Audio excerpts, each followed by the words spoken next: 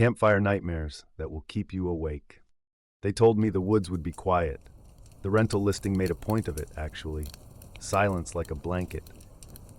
The photos showed a one-room cabin with a slate roof and a porch that seemed to lean into the trees like a man confiding in an old friend. The nearest town was 30 kilometers south.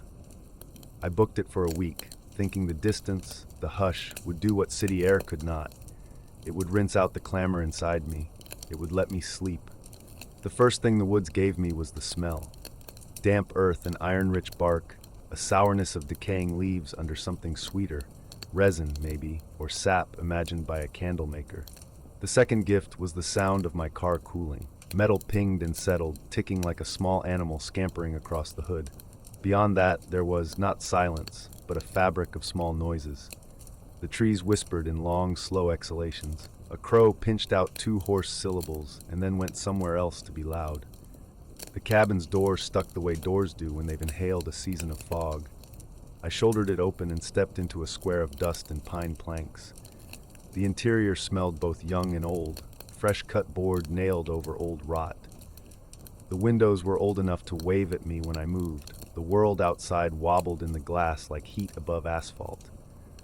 The rules were on the table, printed on a single page in a polite serif font. No fires outside the fire ring. Keep the screen door latched, for bugs. Don't leave food out overnight, for raccoons. The last line seemed like an afterthought. If you see lights between the trees after midnight, go back to bed. They're reflections. I set the page down. I checked my phone, no service like promised, and pretended to be relieved. Unfamiliarity sharpens the edges of everything. That first afternoon, even the chipped enamel sink had a posture. The kettle wore its dents the way a boxer wears scars. Outside, the path that ran from the porch to the fire ring was needled with pine cones and pale shells of insects, shed skins like cigar ash. When I knelt to gather kindling, the forest nearby seemed to hold itself very still, watching me without watching me. It's a feeling you invent if you're alone long enough, I told myself.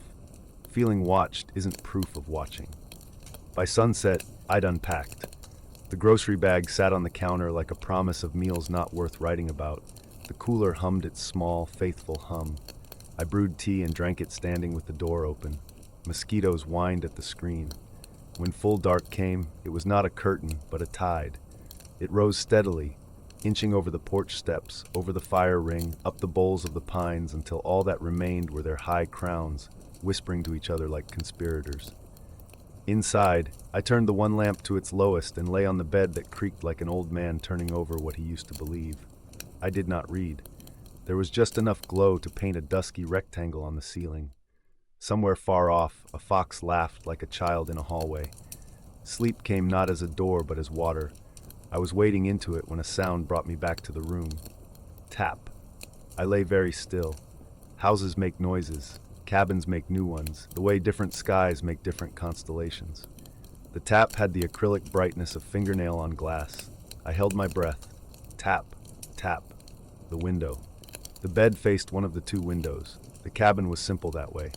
I could see the square of night. I could see the reflection of the lamp and the pale smear of my own face, eyes like holes punched in paper. I could not see anything in the black yard beyond the mosquito screen. The tapping came again. A small, precise tapping, like someone learning a code. The kettle? No. Wind? The air was still. I sat up, quieting the bed's protest with the flat of my hand and eased my feet to the floor. The boards gave me away. Tap, said the window, and I flinched despite myself. I crept toward the lamp, turned the knob until the filament shrank to an ember, then to nothing. My reflection fell out of the glass like a ghost who'd lost courage. The dark pressed close. Outside, the world rearranged itself into silver and ink. The trees were columns of smoke. My eyes adjusted. Between 2 trunks, maybe 20 meters away, something glinted, 2 points like beads. They hovered at chest height, maybe a little higher. They'd vanish when I blinked, then return. They were too still and too symmetrical to be stars. Reflective eyes, I thought, a deer or raccoon. It must have come up the path and seen the window light and found itself in that other world where the man stands motionless. I stood too, matching the animal in that stalemate. The tapping had stopped. My heart had not. A minute rolled by, another. The two small lights were less like eyes the longer I stared and more like something pinned to the dark, like thumbtacks on a map. I backed away, found the lamp, and turned it on. The eyes vanished. I felt silly in the relief. I lay back down and listened to the cabin remember how to breathe with me. I slept. Morning makes fools of night fears. Sunlight had the decency to be ordinary. Yellow, dust visible in it as if it were itself a kind of gentle rot.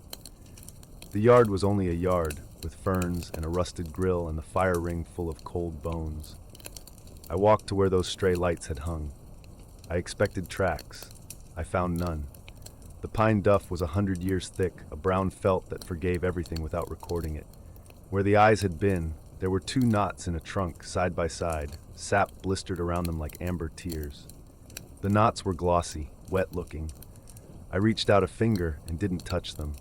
The resin smelled faintly like caramel butter, and underneath it, like something the body would recognize if the body had been trees once. When I stepped back, the knots caught the sun and flashed, a brief wink that was all the night needed to wake up inside me again. Reflections, I said aloud, and felt ridiculous. I filled the day with little chores. I walked the path into the woods until I felt the path was walking me, then turned back. I made too much coffee because measuring for one is a kind of math that always feels rude. I read the one book I'd brought and then hated it for not being better. I found a wind chime in a kitchen drawer, a cheap thing made of spoons and metal beads, and hung it on the porch. When the breeze plucked it, the sound was delicate, domestic. See, I told the part of me that had watched the knots. This is what here is for. It was not a mistake to return to the window that night. It was only a habit, the way I tested the knob before bed, even though I'd locked it. The woods were a fortress of dark. You don't know how many shades of black there are until you go where light has to make each one from scratch. I turned the lamp off and waited. There were more of them, not just the pair at the knot trunk. Farther off, another 2 points of dull light opened, like someone pressed 2 thumbtacks into the night and then another pair and another. They weren't all the same height. Some hung low, just above the understory, others much higher, as if perched in branches where owls gossiped about mice they had known. They appeared in twos, and something about their spacing was unnerving, too even, too human. They were not the staggered reflections of deer making a path. They were points assembled by a patient hand. The chime on the porch made a small sound, a shiver. Tap, not at the window, at the door. The door with the polite instructions not to leave it unlatched, for bugs and raccoons and things that are not lights. The tap came again, 3 small notes like a child learning to knock. I moved through the cabin the way dreaming people move, slowly, as if the room were full of water. I kept to the wall, as if the wall could take one of my ribs and save it if everything else went wrong. I reached the light switch by the door, and then decided not to turn it on. What would light do? The tapping stopped. The chime made a sound like an answer in miniature. I put my eye to the peephole out of habit before I remembered there wasn't one. There was only a screen door, and beyond that the porch, and beyond that the cutout of the yard bite taken from the woods like a cookie. Something moved between 2 trunks, a slow lateral glide. The eyes, not eyes, shifted like a face turning. More lights winked on in the deeper dark, not bright, just there. I had the sudden, childlike awareness that my face was fully exposed in the window glass. I stepped backward, holding my breath as if breath itself left fingerprints. "Don't bring them in," a voice said. It didn't sound like me. I slept badly, and my sleep was full of the feeling of apneas I did not have, my body forgetting to breathe and then remembering with a jerk. The wind came up at some hour that belongs to wolves, and the chime talked all night in the next room like an old woman muttering into her pillow.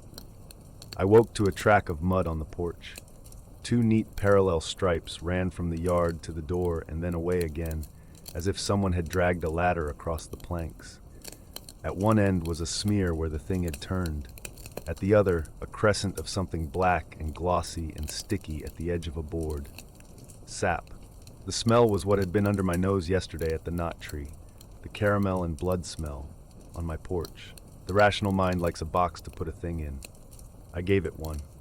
Kids, I told myself, knowing even as I formed the thought that there were no kids here, not within 30 kilometers. or a raccoon with a taste for shiny things and the dexterity to make straight tracks. By late afternoon, clouds had rolled in and sat themselves down like heavy men.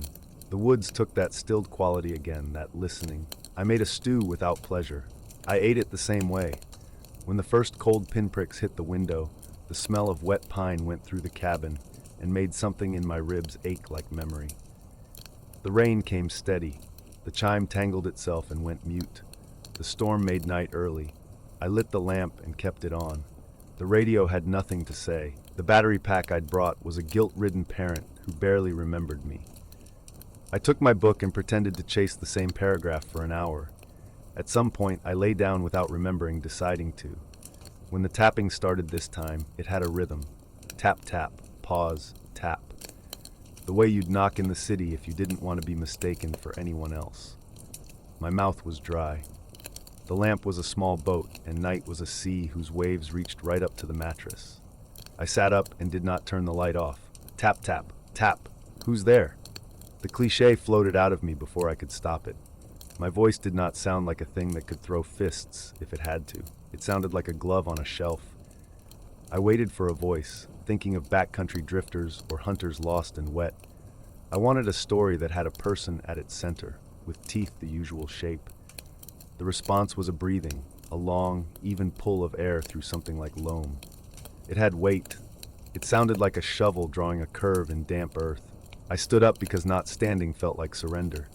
I picked up the flashlight. The lamp felt loyal but small. I crossed to the window and parted the curtain with a careful finger, only enough to make a narrow wedge. The flashlight beam, when I thumbed it on, was the first honest thing in hours. It lit the screen, then the porch rail, then the rain. Fat drops turned into comets. Beyond that, the yard. The trunks stood like the columns of an unused temple. The eyes were everywhere. Pairs of dull coins hung at intervals. Some were the knot tree and its brothers. Others had no trunk near them at all. That was the thing that hurt my head to see. Two small, fixed points in air where there was nothing but rain moving through dark. When the beam hit them, they didn't glow. There was no retina to throw back red. There was only the sense that the light went not into them, but along them, sliding like metal along metal. Between the closest pair, something bent. That's the only way I can say it. The space between two trees felt like a knee flexing. The gap narrowed. A blacker black surged and then smoothed like a sheet pulled tight. The beam fought to explain it and failed. The 2 points shifted, not toward me, but closer to each other, like the notion of a face deciding to smile without a mouth. I shut the flashlight off because I didn't want whatever I was holding to be visible to that shape. I backed away from the window and stood with my spine against the log wall, as if the house would absorb me if I asked nicely. The tapping came again, closer this time. The screen door shivered in its frame. Their reflections, the instructions had said. Their reflections. Reflections need a source. If you put two mirrors directly across from each other, you get a corridor of endless selves, smaller and smaller, bracing each other against the void. I thought of that, not because I had two mirrors, but because something felt like that now. The night making copies of itself between the trees, each one slightly misaligned, each one catching the tiny light the cabin spilled and bringing it back wrong. I didn't decide to go out there. My hand found the door latch while the rest of me was still a long way back, arguing. The screen was wet and cold against my knuckles. I opened it a fraction and slid onto the porch. The rain was a cool hand laid on a fevered brow. The yard felt like a throat. I stepped to the edge of the porch. The beam moved from trunk to trunk, and then picked out a pair of points 10 feet away, then another pair, as if I was walking through a crowd that had been told not to move. "Okay," I said, the way you do when you're past the point of praying. "Okay." I aimed the beam between the nearest pair. Something recoiled. The space hiccuped. The 2 points lost their distance for a second, and in that second, the blackness between went thin, so thin I could see something behind it, a grayness like dawn in an empty room, and a shape bent there like a person leaning close to a peephole. But not a person, a suggestion of shoulders, the hint of a head born wrong, too high or too sideways. The breath came again, but it came from between the trunks, from the gap itself. You can hear something inhale through teeth it doesn't have and know those teeth exist simply because the sound makes a shape in your mind. I remembered suddenly, wildly, the cheap wind chime, tangled and quiet. I sprinted for it, ripping it down hard enough to leave one spoon behind. I backed to the yard and held the chime in both hands like a fisherman holds a net. When wind moves across a pipe, it makes a tone. When rain does it, when air itself gathers and lets go, you get notes you didn't ask for. I dragged the chime through the air between the closest pair of points. The sound it made was thin and shy, and then it wasn't. It swelled as if a throat had found it and sang back. The dark between the trunks thickened, convulsed, then tore. Not entirely, not like cloth, more like a soap film finding a new edge. The 2 points pulled apart, stuttering. I found another pair. I sliced the chime through the space. The night recoiled again. The rain looked like it was falling across invisible panes now, falling and breaking. The yard filled with that breath, now ragged. Farther out, points winked on, pairs and pairs, like a crowd realizing someone had stood up to shout. Reflections, I said again, but this time it was discovery, not denial. They were reflections, but not of anything that belonged to us. They were openings where a different dark peered through, hungering for alignment, for the right pair of trunks arranged at the right distance. It had needed my cabin's small light to see where we were. I worked my way around the yard like I was cutting the bonds on a stranger, sawing the chime through every tight little gap where points hung. Each slice made a different sound, a question or a warning or a word that had never been in my mouth before. Between trees, things flexed and flattened, tried to find their balance, and failed. At the last pair, the ones nearest the door, the chime made a sound like a sob. The 2 points flared, not bright, not light, just intense, like a thought concentrated. For a moment the gap deepened, and whatever leaned there leaned closer. I saw the suggestion of its face again. If face was the right word for a collection of distances pretending to be a person, it reached. Cold washed across me. Not wind, not rain. Cold the way hospital tile is cold when you've walked too far in bare feet. My knees went empty. I swung the chime with both hands, and something in the night cracked in a way that didn't belong to air. The 2 points blew apart like seeds. The breath backed away and kept backing away until the chime's notes thinned and were only rain again. The yard was just a yard. I stood there shaking while rain ran down the inside of my sleeves and pooled at my elbows. The porch light, which I had not turned on, burned with the austere holiness of cheap bulbs. I went inside because people live inside. I latched the screen. I locked the door with both locks because the human mind is a toy that requires its rituals. I set the chime down and dried my hands and drank, finally, from the glass I'd left near the sink. It tasted like tin and like victory. I slept. I woke to a day that had forgotten the night entirely. Birds iterated common concerns. The track on the porch had been washed to a faintness that made me question my memory. The knot tree's glossy eyes were the eyes they had always been, which is to say, knots. I stayed the remaining days because running would have translated what I saw into shame. I made a new ritual of walking the yard at dusk with the chime, combing the spaces between trunks. Some evenings, pairs of points opened far off, murmuring to each other in the slow vernacular of the other dark. I was careful not to line any trunks up for them. I moved the porch chair. I moved a stump. I found that even the hanging of a lamp could make a pair where there hadn't been one. On my last night, the rain returned, a softer cousin of itself. I lay on the bed and listened to the chime talk to the weather. Just after midnight, I heard the old tap. I went to the door and stood a moment, feeling foolish and brave and a little proprietary. "Not tonight," I said to the wood. On the drive out in the morning, the trees flanked the road in their patient ranks.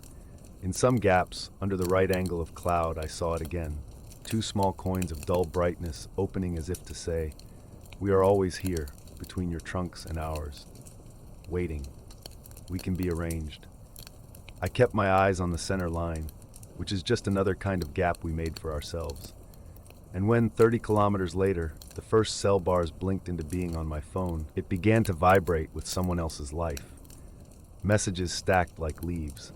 One from the owner of the cabin, hoped the stay was restful. Please return the wind chime to the kitchen drawer if you used it. P.S. We removed the line about reflections from the rules after the last guest. It only gave people ideas. I put the phone face down. In the glass of the rearview mirror, 2 dull points winked, and then, no, only sunlight flickering through, branch to branch. I watched anyway.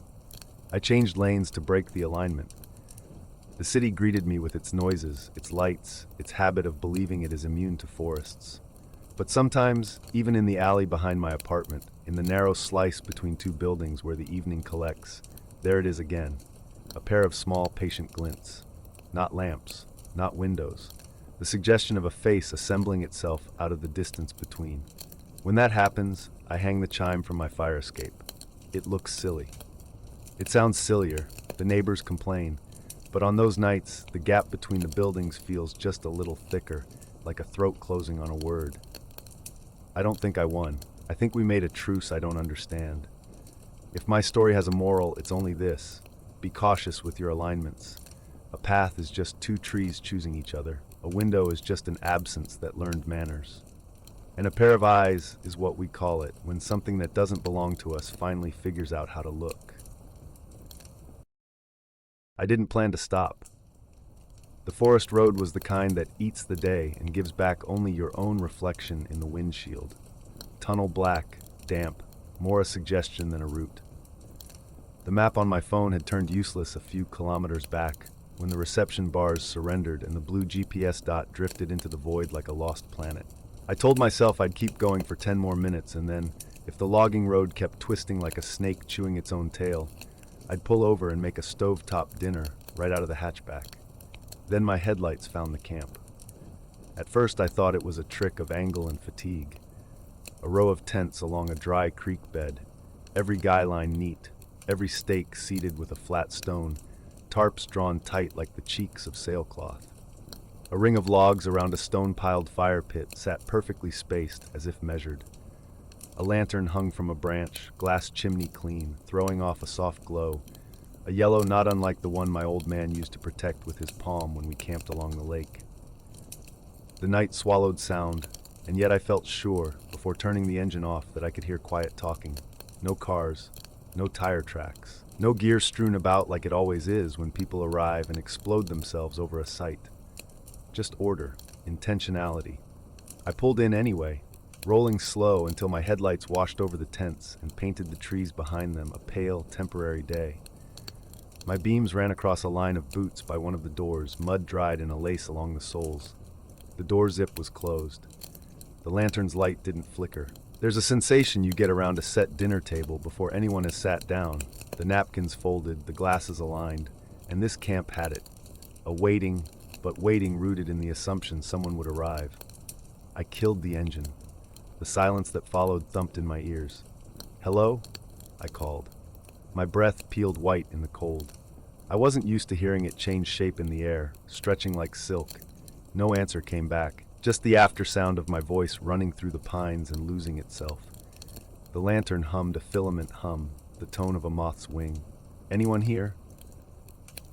I got out, left the door open in a city habit, because if there are people you don't want to look like you're sneaking, and if there aren't, you want a door between you and whatever you woke up.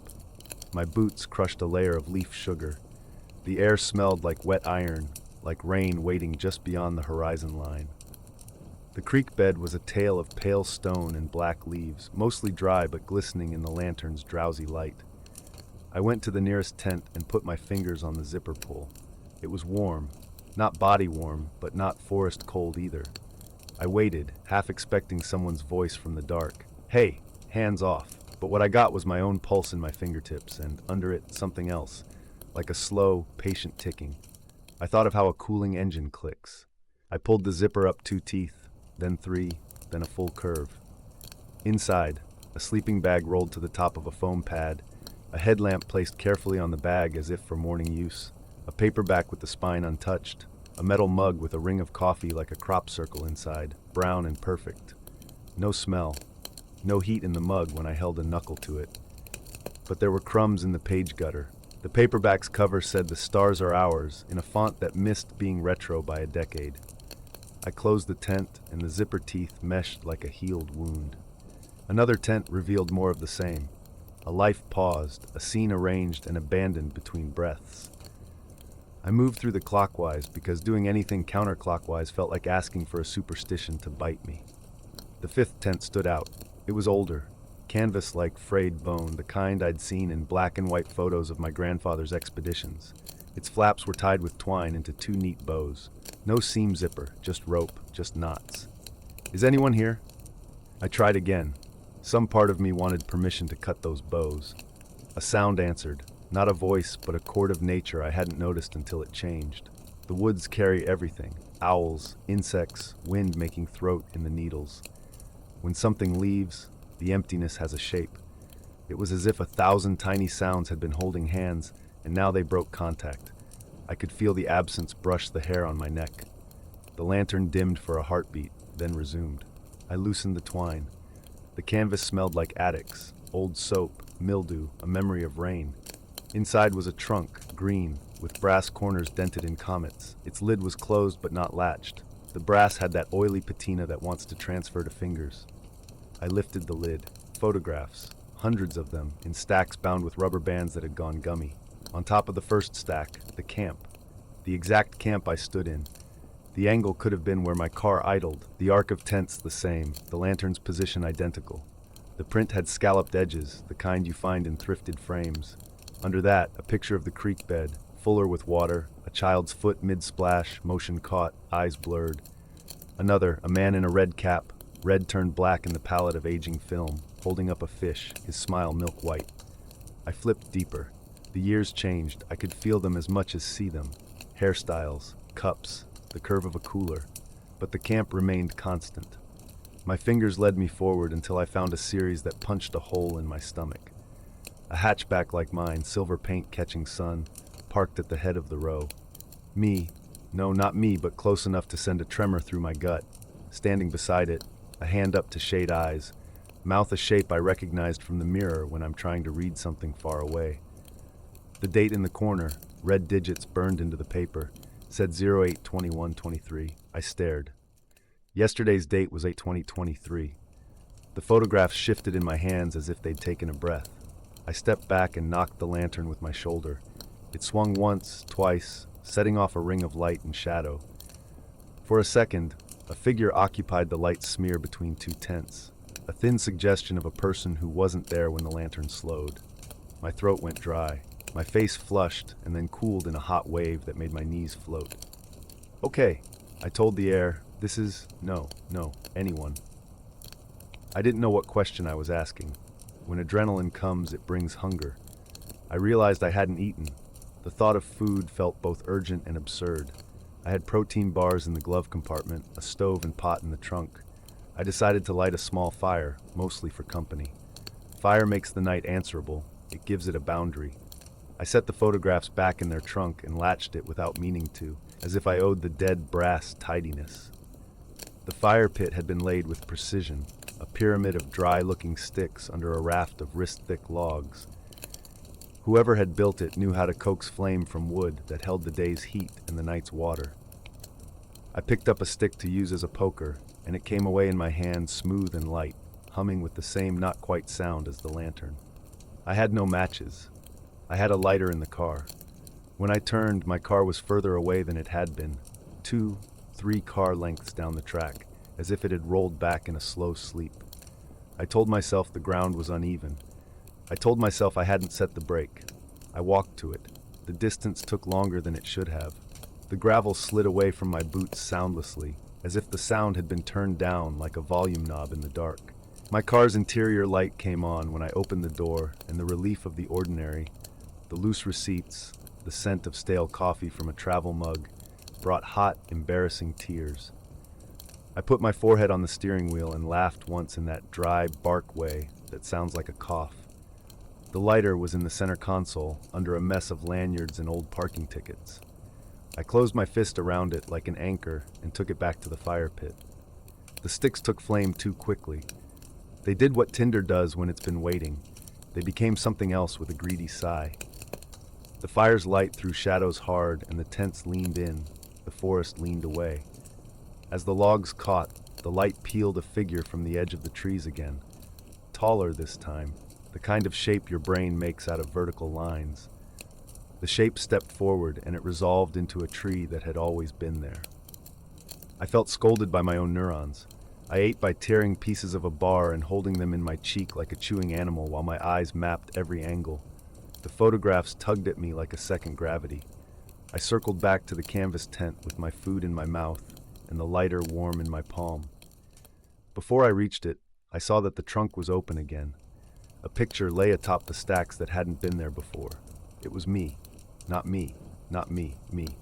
The face, the scar above my lip from a dog that had snapped when I was 10, the curl in my left ear that even barbers pause at, the look in the eyes I hate in photographs because it always seems tired. I stood in the picture. In the foreground, fuzzy in the shallow depth of field, was the lantern's hook. The date in the corner read 08/21/23. My head filled with pressure, like I'd changed altitude too fast. I had taken no photo. I owned no camera. The sensation that I had been moved, positioned, arranged, sent a chill into my hands so abrupt, the lighter slipped and bounced against the trunk lid with a tiny brass chime. When I reached for it, I saw that my fingertips were dirty, not dirt soot. I rubbed them together. The grit whispered. The camp held its breath. It does sound ridiculous on the face of it to say a place breathed, but I think we feel it all the time with churches, theaters, abandoned houses. Spaces are lungs, and the things inside them are blood. This camp's inhale gathered across canvas and rope and the blacks of tree trunks, and then it let out. Crickets returned in a single silver rain. An owl called once from somewhere high and then held its second note in reserve. Wind moved and didn't touch me. Why? I said aloud, because the question under every other question is that. The fire snapped and leaned toward me as if in answer. The lantern buzzed a fraction lower. Photographs waited in their box like teeth. I took the picture of my face and turned it over. On the back, in pencil, someone had written 3 words in a hand that was familiar but not mine. Don't feed it. What? I asked the handwriting, offended by the riddle. I flipped through the stack, and as I did, the pictures changed weight in my hands. They felt damp, then dry, slick, then dusty. On the back of several, in that same precise print, were notes. We didn't come together. It won't cross moving water. Say your name backward. Don't answer twice. Kick the stakes. Don't look up.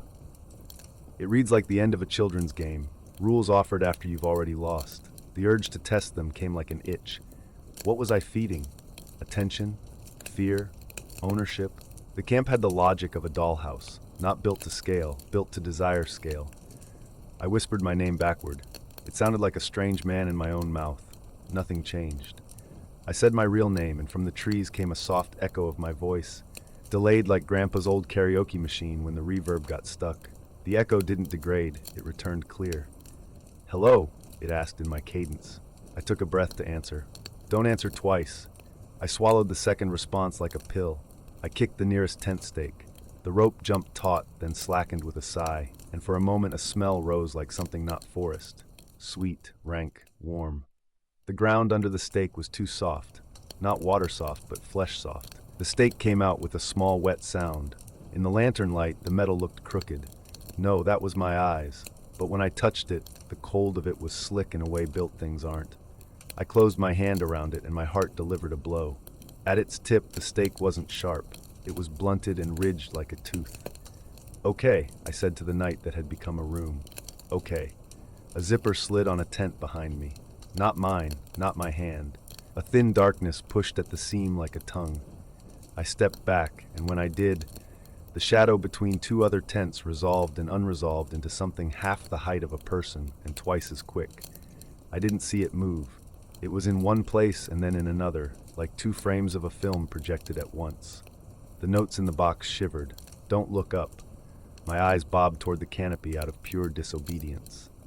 The black triangles of the branches met in a mouth I hadn't noticed, as if the trees had leaned their crowns together to make a throat. Suspended exactly above the fire where smoke should have masked, something turned. The fire's air played on it and showed me edges like wet glass. It was not insect, not bat, not bird. It had no weight, and yet it drank from the light. It bent the lantern's hum around its invisible shell the way heat bends highway concrete. When it rotated, I saw myself for the length of a blink reflected in nothing. Me standing, mouth open, lighter in hand, a ridiculous animal at the edge of an old trick. We didn't come together. Those words rewrote themselves inside my skull. Who's we? The earlier faces in the photographs. The man with the fish, the child at the creek, the man in the red cap, the pairs of boots. They had not arrived as a group. They had arrived as singles, a stitch at a time, fed to the dollhouse mouth of a camp that appears on roads where the day can't escape. It won't cross moving water. The creek bed lay dry except for a glimmer. I could hear nothing like water, and yet when I leaned close I saw that under the stones a seam seethed. Not visible, not audible, but there, the idea of water held in the shape of water. If I dug, would I find it? Would it be enough to make a line? A zipper slid again, this time on my right, and a hand that wasn't a hand pressed the mesh from within. It had too many joints, or not enough. My body recognized it faster than my mind. Predator, it said in ancient language. I grabbed the metal mug from the first tent through the canvas and threw the cold coffee ring hard into the coals. Steam rose. The thing above us flexed at the sudden fog. Every tent shuddered at once, like animals trying off flies. I ran for the creek. The stones shifted under me, but the sound got eaten. The lantern's hum ran with me, or I brought it with me, or it lived in my teeth now. I dug with my hands, fingernails punching under thin slate. The earth gave in clots. It smelled like my grandmother's cellar. Wet wood, old lemons. My hands bled without pain. When I broke through the low web of roots, water breathed up, thread-thin, silver in the lantern light, mean as wire. It wasn't much, but it was movement. I dragged stones with frantic hands to widen it until it became a thin run, a migrating brightness between its bed. Behind me, tents were unmaking and remaking themselves, seams closing, stakes popping, canvas becoming roll, becoming flat. Something skittered to my left in a sideways way that made my eyes angry to follow. Photographs lifted in a wind that hadn't been there, then fell with their backs up like a deck of cards thrown as a warning. When I stepped across the slit of run, the hum slackened. The thing above the fire drifted lower, as if the line had weight to it, a barrier it did not love. The invisible shell touched the boundary. The water bent under it and sprang back. The creek's thread sang then, the faintest string note heard through walls. The tents leaned toward the creek, the entire camp adjusting. A cat denied a lap. Don't feed it. I thought of what food I had given, what food I could take back. I yanked the lantern off its branch. Its stem was hot enough to make my palm cry out, but I didn't let go. I walked it to the edge, to the thin vein of run, and held it above the water. The thing above the fire drifted with me, less sure now, the air around it going pearled with cold. You can't have me, I said.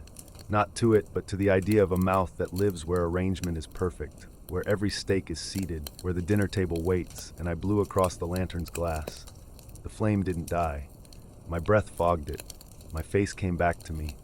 I put the lantern down into the water until the glass touched the run. A hairline crack ran in a circle around the chimney with an audible ping, and then the flame died as neatly as a pinched thread. The camp sighed. The light went out like a muscle relaxing after a cramp. The fire, starved of its companion, threw brighter for 3 heartbeats and then fell inward, the logs collapsing. In that dimming, the thing's edge flared in a curve and then unwrote itself. The tent seam slacked. The hand that wasn't stroked the canvas one last time, almost tenderly. That thought is parasitic. I refuse it. The hand dissolved back into shape. I stayed on my side of the thread of water, breathing hard enough to taste pennies. Somewhere far off an engine passed, and the road became a place in the world again. The photographs lay in and around the trunk in an arrangement that made a kind of negative sense, as if a hand had tried to tidy and given up at a word it didn't know how to spell. I reached and snatched only one, the picture with my face. I turned to look at the back. The handwriting had changed to a single pencil line, the shape of the creek. The sky above the trees showed a bruise of dawn. It happened quickly, like the forest had been given a cue and took it without argument. Bird voices returned one by one. The silly names I don't know sang in languages I'll never learn. The camp grew less crisp with the light. The precise edges became the edges of ordinary, less haunted things. Tents that looked like tents. Ropes that looked like ropes. I had the disorienting sense that if I stepped back across the water, I would find people yawning awake, stretching, a pot already boiling for coffee. And then I had the deeper sense that nothing had ever been there at all. I walked to my car. It was where I had first parked it. I didn't feel triumphant, exactly. The feeling was more like the peculiarity after an illness when you are well enough to notice that you had been unwell. I got in, and the engine turned over first try. I sat with my hands at 10 and 2 and waited for the part of my brain that makes decisions to catch up. When I looked in the rearview mirror, the camp was not there. The dry creek bed was still a lick of pale stone between trees.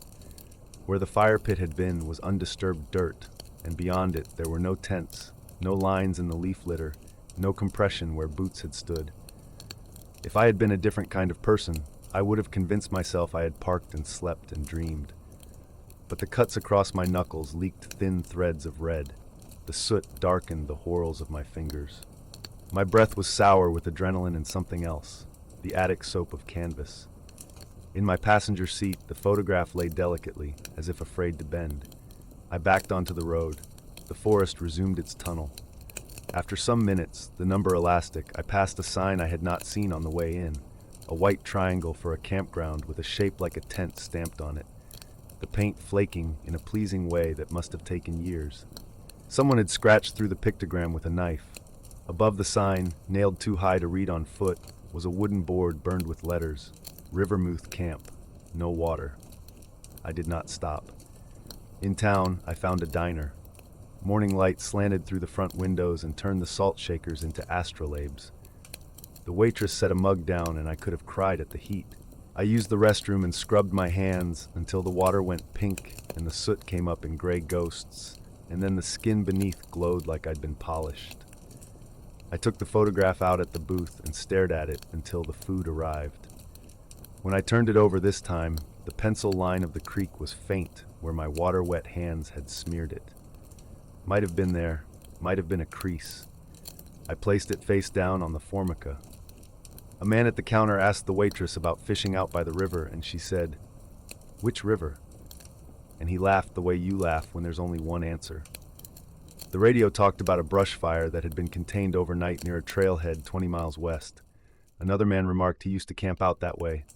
At the old site? That thing? Nah, that ain't safe. It moves. None of them looked at me. No one wore a red cap. No child's laugh made knives in my soft brain.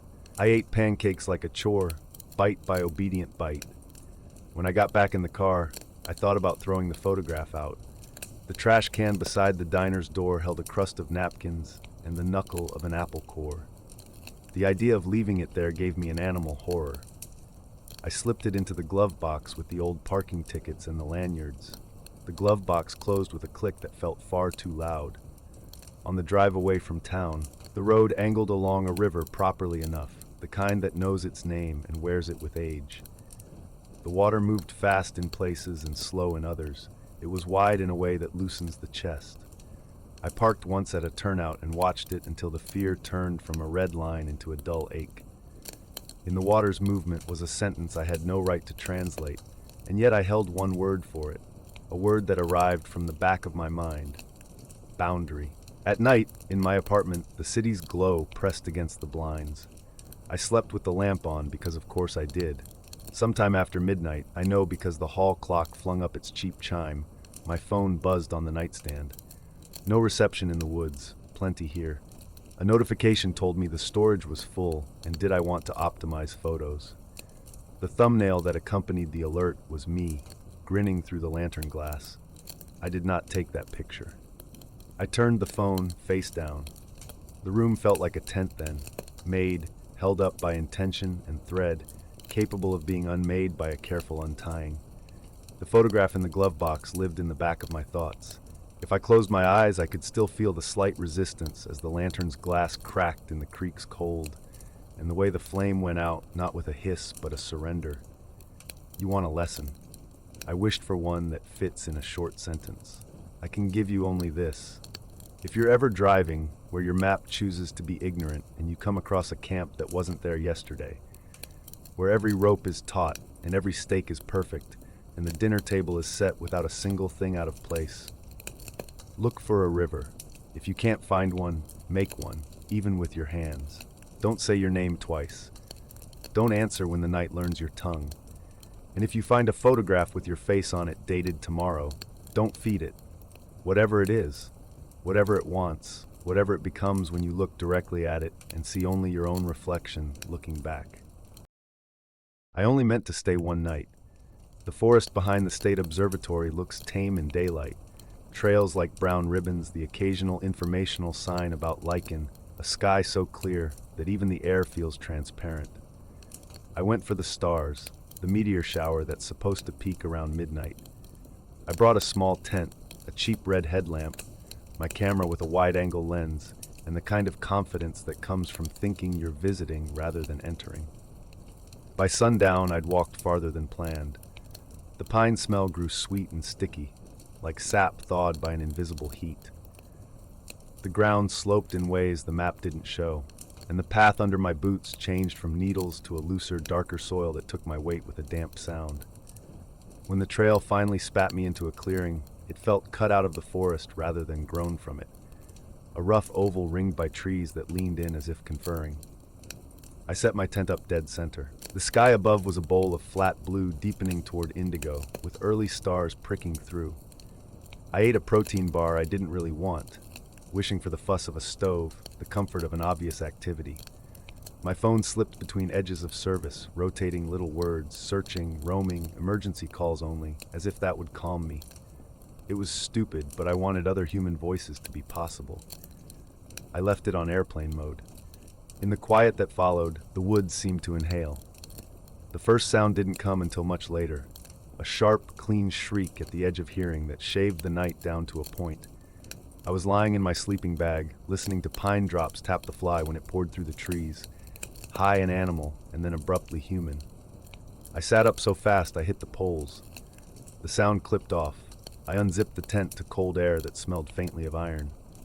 "Hello," I called. The word felt dumb and vulnerable in my mouth. No one answered. The trees made tiny rubbing noises, bark on bark. I told myself it was foxes, rabbits, a night bird I didn't know. There's a special silence that follows a scream. It isn't quiet, it's full of waiting. The clearing held that kind of silence, and something in it seemed to steer my thoughts toward unhelpful places. The way the trees angled their branches toward the open space, the fact that I couldn't remember any birdsong since dusk. I lay back down because all the stories say not to go looking. I pulled the sleeping bag over my ears. When the second scream came, it was closer. Not just closer, aligned. I felt it more in my teeth than my ears, a thin vibration that found the small places in my skull and sat there humming. The shape of it had a pattern, like someone running their finger along a crystal rim. I fumbled for my headlamp and clicked it to red to preserve my night vision. Shadows bled under the fly. It wasn't until I crawled out and stood all the way up that I realized the stars were wrong. You don't have to know constellations to feel it. The entire sky looked slightly shifted, as if the bowl had been rotated a few degrees. My breath came in white tease, and I watched it break apart. I turned the headlamp off and blinked until the darkness thinned. The clearing's oval was a dim mouth. Along the far edge, the shadows weren't quite behaving. They didn't sway with the breeze that touched the tops of the pines. They ran counter to it, like ink dragged against a brush. "Hello?" I said again, because whatever I felt, I was still the kind of person who seeks explanations. "Do you need help?" Something answered, but not with words. A branch snapped. I aimed my light there. The beam caught on fog I hadn't seen before. It clung low to the ground, hugging the roots. It wasn't fog, it was breath, as if something large was exhaling under the soil. That's when my camera clicked on in the tent behind me. I hadn't touched it, the battery was low, the switch liked to stick. But the familiar whir and the false comfort of LCD glow cut across the clearing, and I realized with a simple animal clarity that something wanted me to turn my back to the tree line. I did it anyway, which is how you know I'm telling the truth. The camera sat on my sleeping bag, lens cap off, unzipping itself in my own clumsy reflection. For a stupid second I thought maybe I'd hit the remote with my knee earlier. Maybe it had delayed. I was dehydrated. I was thinking in loops. I lifted the camera, and it felt heavier than it should, as if it had been drinking the darkness. When I pointed it toward the gap between pines where the scream had come from, a scatter of meteors scratched the sky and went out like match heads. I thumbed the shutter. The click broke the night. For a second, the world existed as the mirror rose and fell. Then the scream came again, to my left this time, and the sound carried information. Not fear, not pain. Direction. The scream said turn. The scream said here. Reflex turned me. My light passed through bare air and landed on the idea of a shape, something that pulled the light in instead of reflecting it back. The ground right in front of the trees, where the fog breath sat heavy, bulged upward like a lung about to cough. I stepped backward so quickly I tripped on a guy line and landed hard enough to see sparks. The headlamp swung a red arc over my tent, and in the brief smear of light I saw something I couldn't make sense of. Small prints in the soft soil around my tent's base, a ring of them, bare feet with too many toes. The toes had little crescent dents at the tips, as if something soft and toothed had kissed the ground each time. Above me, the constellations were evacuating their positions. I realized I was watching a slow ripple, a distortion like heat above asphalt, except it was the sky itself, not the air that bent. The ripple flowed toward the clearing from all sides, converging. When it hit the empty space above me, the stars shivered, and for an instant lined up. For that instant, the sky had teeth, breathing, aligning, calling. I felt the logic of it like a hand on the back of my neck. The thing under the soil was matched to the thing overhead. The scream was a lure that drew the gaze up and the body still. Hold the prey between the ground and the stars, pin it with sound. What else was the clearing but a prepared plate? The rational part of my brain tried for other answers. Gas vents, earthquake acoustics, my own heartbeat. But the scream that swept the clearing then was my mother's voice. It came bright and sharp and impossible. My mother, who has never called me by the full name unless I'm in trouble, calling Matthew. The exact way she would, the slight lift on the second syllable. My mouth gave a small sound back before I could stop it. The fog on the ground shuddered as if pleased. The next voice was my ex, choosing something she'd once said to me as we lay under different stars. You always think the sky is listening. This time the voice held a note of mocking. I bit my tongue so hard it drove blood into my mouth. I crawled toward my pack, trying not to rise into silhouette. A stupid hymn clawed its way up my throat. I swallowed it, then winced as my stomach let out a helpless complaint. Silence, I thought. Be small. The thing wants your voice. In the pocket of the pack was an emergency whistle the observatory makes you carry. I wrapped my hand around it and felt a little better, as if an object engineered for human intention could be armor. The camera hung from my neck like a warm stone. When I moved the lens, I felt a subtle pushback, like a magnet near its twin. A flurry of meteors tore through the bowl of sky, and the star's teeth closed another fraction. Voices sang under that light, overlapping, calling names I had forgotten I'd told anyone out loud. The fog breath heaved. The bulge under the soil cracked, a crease widened, a seam formed in the earth. A hand came out. I say hand because it had intention, and because calling it a root or a tentacle would let you think of plants and animals. The thing was made of thin, pale fibers, each no thicker than floss, bundled and braided until it thickened, all of them humming. Each filament ended in an open ring of cartilage lined with fine teeth. The entire hand vibrated with the pitch of the scream, and where it touched the outside of my tent, the nylon began to quiver in sympathy. The material moaned, a note I felt in my fillings. It wasn't reaching for me. It was reaching for the camera. As soon as I understood that, another part of the world snapped into focus. Every tourist voice, every laugh, every whispered argument the observatory might catch from these woods, recorded on plastic, stored in pockets, played back in small glowing rooms. Voices. It wasn't hungry for me, not first. It wanted the sound we carried. The hand's filament teeth combed the air near the camera, and my whole body responded with an instinct that felt left over from earlier versions of me, when the dark was a thing you survived by seeing first and not by thinking later. I lifted the whistle to my mouth and stopped. If it fed on sound, don't feed it. The first hand found the camera strap. Fibers braided, tightened, tugged. The camera slid up against my collarbone as if making a choice. The stars brightened in a way stars don't, not all at once, and for a second I really saw, how many of the constellation's geometric lines were nets. In my bag was a small, battery-powered white noise machine I use to sleep when I travel. It was reckless to bring it. It was worse to turn it on. I couldn't think of anything else. I thumbed the switch. The machine exhaled a wash of ocean surf, then rain, then the steady hiss of what used to be television snow. The hand jerked toward it with obscene eagerness. I tossed the machine as hard as I could away from me. It landed at the clearing's edge. The filaments flowed after it like a pale river, splitting and reconverging, teeth singing. The ground swelled and gave, as if something under it tugged on ropes. As it reached the white noise, I raised the emergency whistle and blew. The sound didn't go out like a music note. It hit the hand like a fist. The filaments recoiled, their little rings snapping shut. The scream changed pitch, becoming confused, almost scolding. I blew again, harder. The world shrank to the pain in my lungs and the bright line of sound leaving me. The stars trembled, and something like frost formed around their edges. The seam in the ground narrowed. The fog breath turned ragged. The hand flailed, suddenly blind, streaming fibers in all directions. Where the whistle cut through them, they shriveled like hair held to a lighter. A different voice shouted from the trees. Deep, guttural, not a voice we make. Stop. I felt the meaning rather than heard the word.